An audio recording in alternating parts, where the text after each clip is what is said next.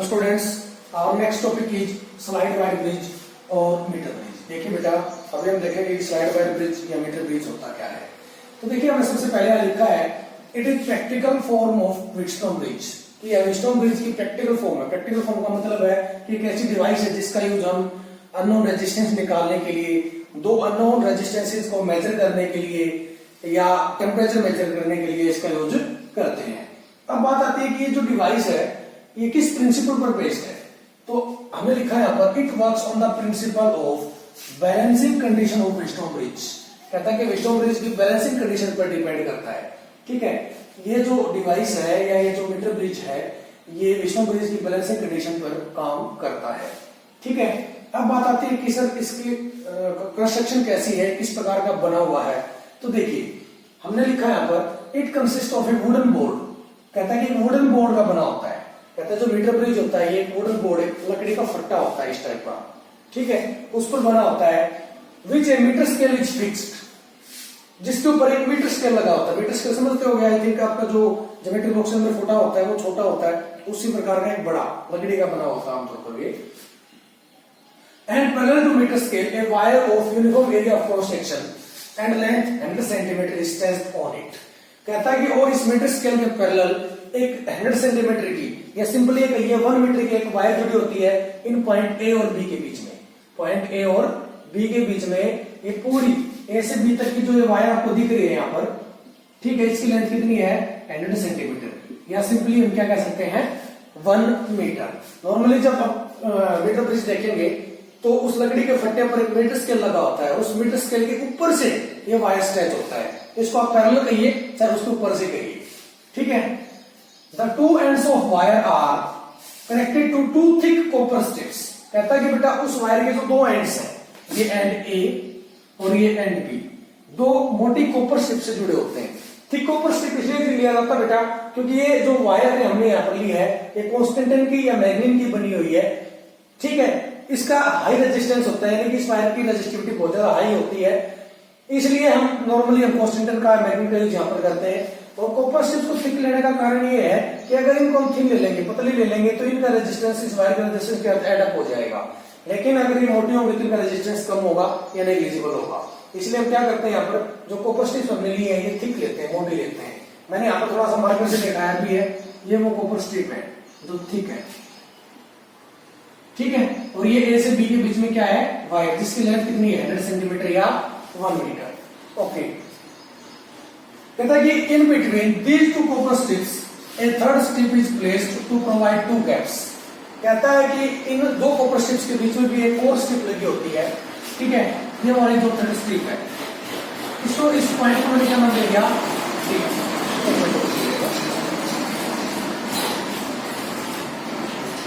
Okay. अब third strip इसलिए लगाई जाती है बेटा कि यहाँ पर 2 गैप इंट्रोड्यूस होते हैं, एक गैप ये वाला, एक ये वाला। ठीक है, यानी कि एक लेफ्ट साइड में गैप होगा, एक राइट साइड में गैप होगा। Okay, in left gap A resistance box is connected from which any known value of resistance can be inserted. कहते हैं जो लेफ्ट गैप है उसके अंदर हम क्या जोड़ देंगे, एक रेजिस्टेंस बॉक्स जोड़ देंगे, यानी कि जितनी भी वैल्यू का रेजिस्टेंस हमें चाहिए वो यहाँ पर हम इंसर्ट कर सकते हैं। किसकी हेल्प से, with the help of resistance box. RB का मतलब है यहाँ पर रेजिस्टेंस बॉक्स। ठीक है, और नॉर्मली जो रेजिस्टेंस हम इंसर्ट करेंगे उसकी वैल्यू को हमने क्या लिख दिया यहाँ पर R. In right gap unknown resistance S is used, और जो राइट गैप है उसके अंदर हम कोई अननोन रेजिस्टेंस इंसर्ट कर देंगे जिसकी वैल्यू अपने को क्या करनी है, फाइंड आउट। और उस रेजिस्टेंस को मैंने नाम दे दिया यहाँ पर एस, इसलिए आप एक्स भी रख सकते हैं, वैट जो भी आप रखना चाहे, कोई इशू नहीं है।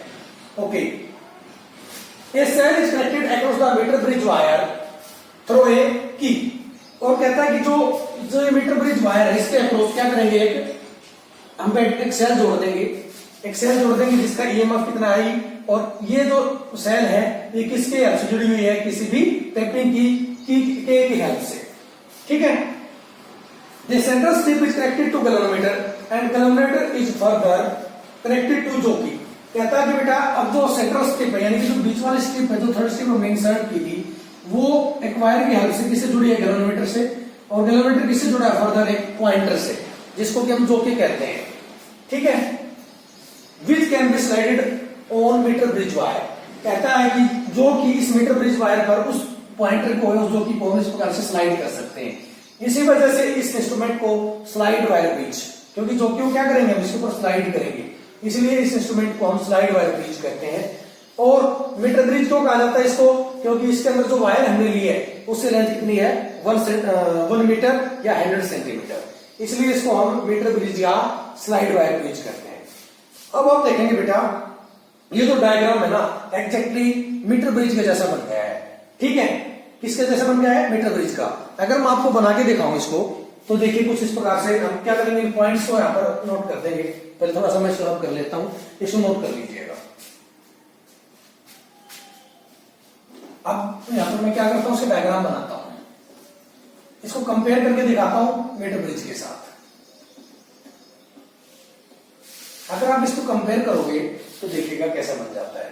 अब देखो आपका पॉइंट क्या है, ए बी सी डी, तो ये पॉइंट्स कुछ ऐसे बनेंगे। ये ए पॉइंट आपका, ये आपका क्या है पॉइंट बी, ये पॉइंट हमने सी मान लिया और ये पॉइंट हमने क्या मान लिया डी। देखो बेटा आप यहां पर एक बात का ध्यान रखना, यहां से जो एसी की जो लेंथ होगी ना ये रेशियो आर्म पी का काम करेगी। एसी की जो लेंथ होगी वो रेशियो आर्म पी का काम करेगी और बीसी की जो लेंथ होगी वो रेशियो आर्म क्यू का काम करेगी। ठीक है, ये वेरिएबल रेजिस्टेंस का काम करेगा आर और एस किसका काम करेगा, अननोन रेजिस्टेंस का।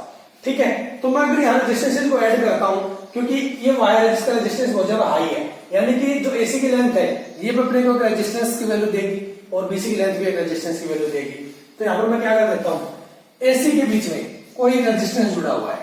ठीक है, ये मान लिया एक रेजिस्टेंस है किसके बीच में, सॉरी एसी के बीच में।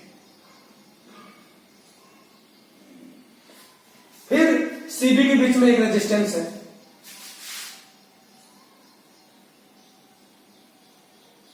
उसी प्रकार एक रेजिस्टेंस बॉक्स जुड़ा किसके बीच में, ए और डी के बीच में।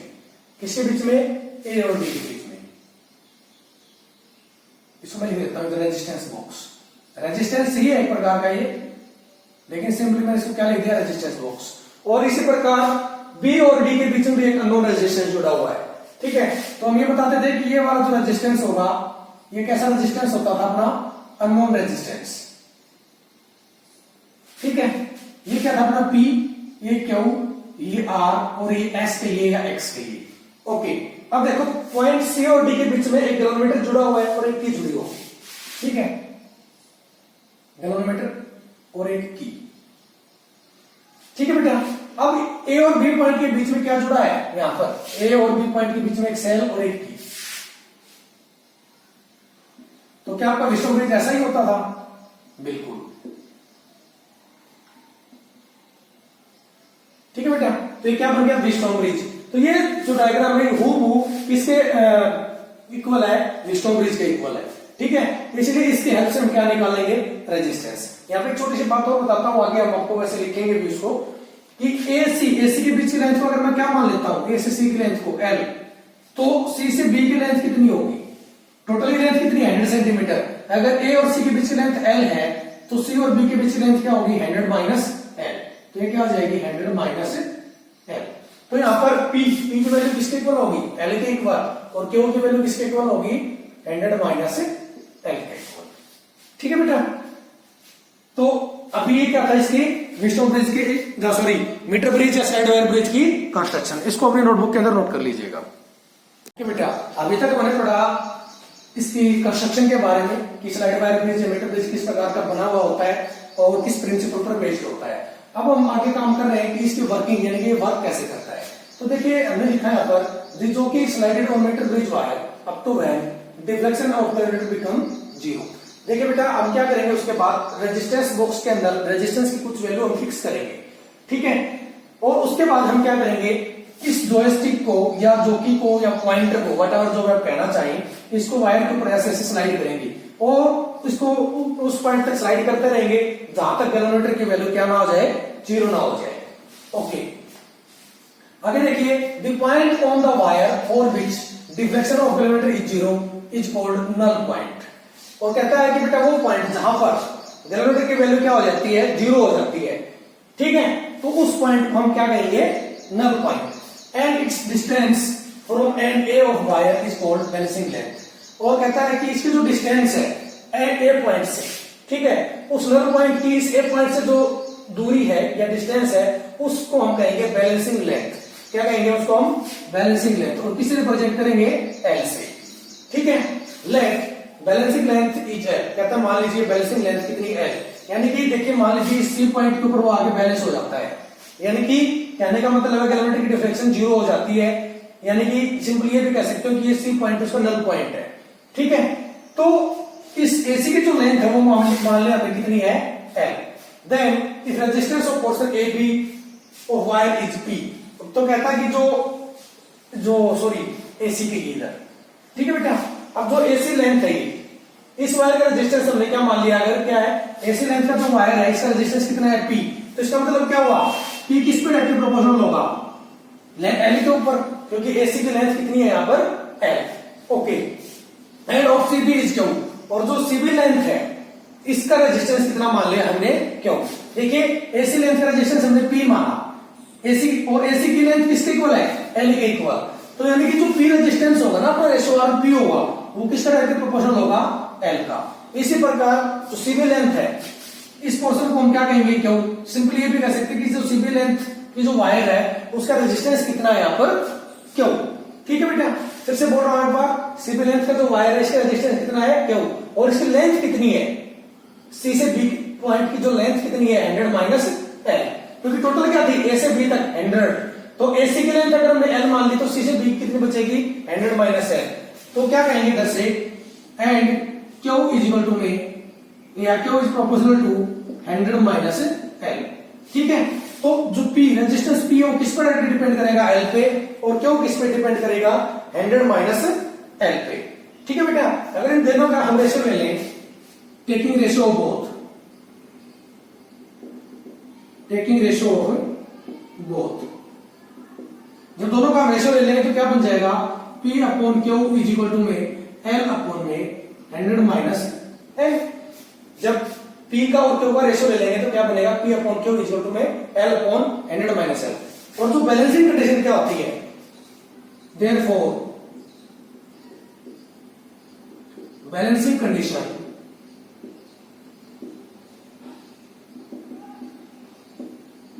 ऑफ व्हीटस्टोन ब्रिज या मीटर ब्रिज के लिए